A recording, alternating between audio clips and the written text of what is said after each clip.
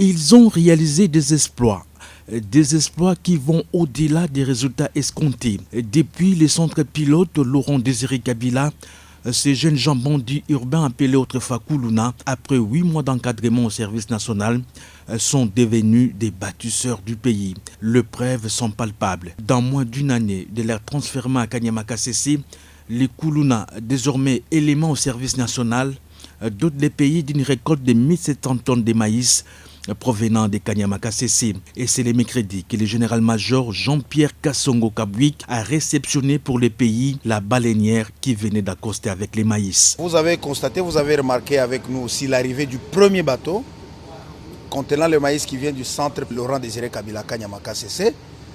Une partie de notre production de là vient d'arriver jusqu'ici à Kinshasa. Et donc c'est un homme heureux que je vous annonce là, parce que cela va nous permettre de lancer maintenant la transformation. On va faire la farine qui va être mise à la disposition des Quinois et Quinoises pour la consommation. Mais il y a d'autres qui sont encore en chargement au niveau d'Ilebo. Vous pouvez téléphoner, vous pouvez demander aux gens à Ilebo. Ils vous diront qu'il y a des bateaux qui sont en train d'être chargés.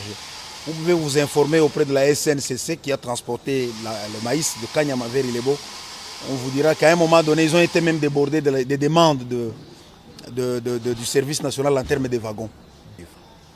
Et vous verrez que la campagne agricole 2021-2022, on va encore doubler la production de cette année. La qualité de la farine qui est produite, ce n'est pas importé d'Afrique du Sud. C'est fait ici avec notre maïs. Sur place au port de Lonatra, une machine de transformation des maïs en semoule est installée pour broyer ces grains. Il faut signaler, la République va installer à travers les services nationaux les cantines publiques pour nourrir à moindre coût la population congolaise, en commençant par les camps militaires, vœu du président de la République, Félix Tshisekedi.